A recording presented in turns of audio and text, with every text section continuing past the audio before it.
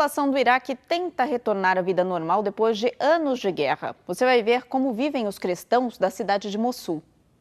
Há um milagre no meio da destruição de Mossul, a igreja de São Tomás, que remonta ao século VII. Ela ainda está em pé, apesar de passar por batalhas brutais do exército iraquiano. Com Mossul agora libertada, a grande questão é se os cristãos poderão retornar aos lugares que tiveram que sair correndo na noite de 9 de junho de 2014. Neste momento, nem os cristãos ortodoxos nem os cristãos caldeus podem retornar a Mossul. Primeiro, porque a viagem de retorno não é segura. Em segundo lugar, porque nossas famílias perderam a confiança em outros moradores da cidade. Em terceiro lugar, porque ainda não há serviços básicos de eletricidade ou água para poder viver lá. O padre Al-Sabag foi forçado a fugir de Erbil, no Kurdistão iraquiano, junto com os milhares de outros cristãos.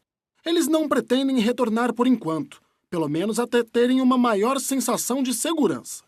No entanto, eles dizem que alguns vizinhos muçulmanos estão mostrando sinais de boa vontade em relação a eles. Nós vimos alguns grupos de jovens muçulmanos entrarem nas igrejas para limpá-las. O exército iraquiano também fez uma cruz e levantou sobre um dos mosteiros e ainda colocou um cartaz de acolhimento a irmãos cristãos. No entanto, não é suficiente para justificar o que aconteceu. Para muitos antigos residentes, eram seus próprios vizinhos muçulmanos que levavam o Estado Islâmico até suas casas. É por isso que, mesmo que possam retornar, eles acham que construir um relacionamento e tirar esse sentimento de traição pode levar anos. Os cristãos pensam que se outros nos rejeitam, como vamos viver com eles ou compartilhar a mesma terra? O que vimos foi muito difícil. Mas, graças a Deus, nossas famílias entenderam e deixaram tudo para salvar sua fé. A igreja conseguiu realizar sua missão durante estes últimos 3 anos com alegria e amor. Este pároco de Erbil pede aos cristãos ocidentais que não se esqueçam de seus irmãos em Mossul, onde pela primeira vez em séculos não houve presença cristã por 3 anos. Ele insiste que não devem ser esquecidos, porque, embora a ajuda financeira seja fundamental, o mais importante é sentir a solidariedade e a proximidade de outros cristãos em todo o mundo. E ainda falando sobre guerra, hoje existem mais de 21 milhões de refugiados no mundo, grande parte deles na Europa. E a Caritas Internacional faz um trabalho para ajudar essas pessoas a se incluírem na nova casa. De acordo com a Agência das Nações Unidas para os Refugiados, cerca de 65,3 milhões de pessoas ao redor do mundo foram forçadas a fugir de casa, deixando o maior número de deslocados já registrado na história. Além deste número, existem quase 21,3 milhões de refugiados e mais da metade deles tem menos de 18 anos. Os líderes da Caritas falaram sobre como a igreja e os cristãos em geral podem ajudar os refugiados que chegam a outros países. A igreja, especialmente por meio da Caritas, mostra ao mundo o amor universal de Deus. Um refugiado é um ser humano.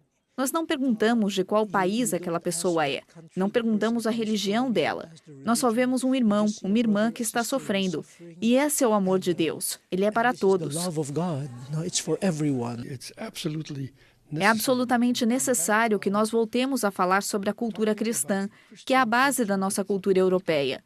Existe uma cultura cristã viva na Europa, e ela emerge agora nessas situações específicas.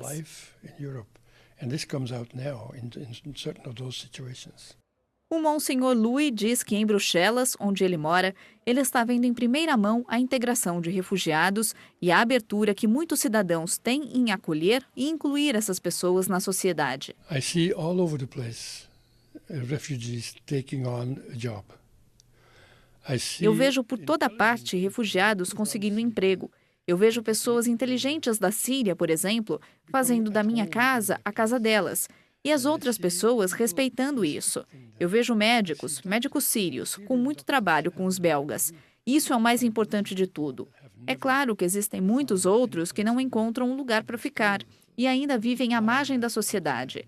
Mas quando eu vejo que tantas pessoas já foram integradas, aceitas e respeitadas, é algo que a cultura cristã da Europa pode fazer. That's something the Christian culture of Europe can do. Embora seja sempre necessário fornecer bens tangíveis para os refugiados, o cardeal Teggel diz que é precisamente o amor cristão que pode ajudá-los a ir muito além de bens materiais.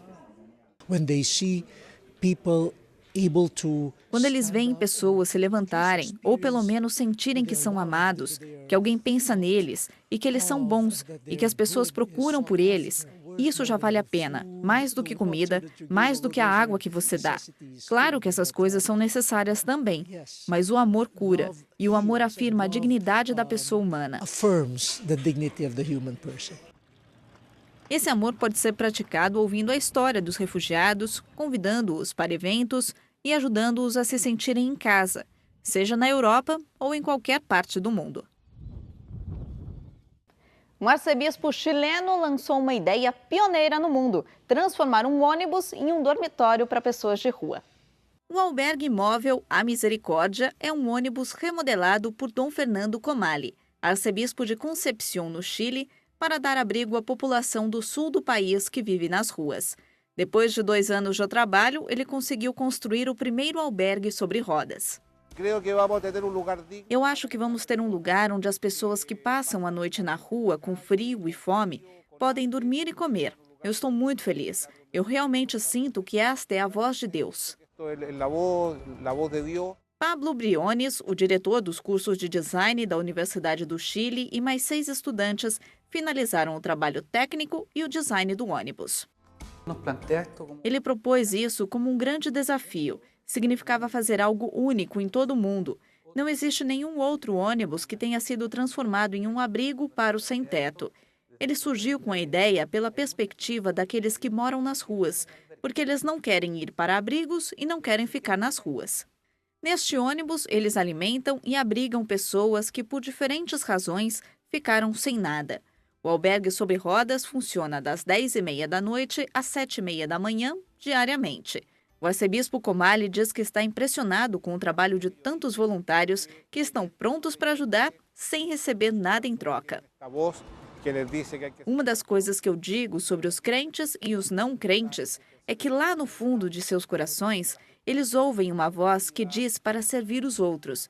Eu acho que muitas pessoas vão se fazer perguntas muito profundas sobre questões existenciais, sobre os temas de justiça e do significado da vida. Realmente acredito que este é um presente de Deus. No momento, existem apenas 4 camas e 2 banheiros no albergue sobre rodas.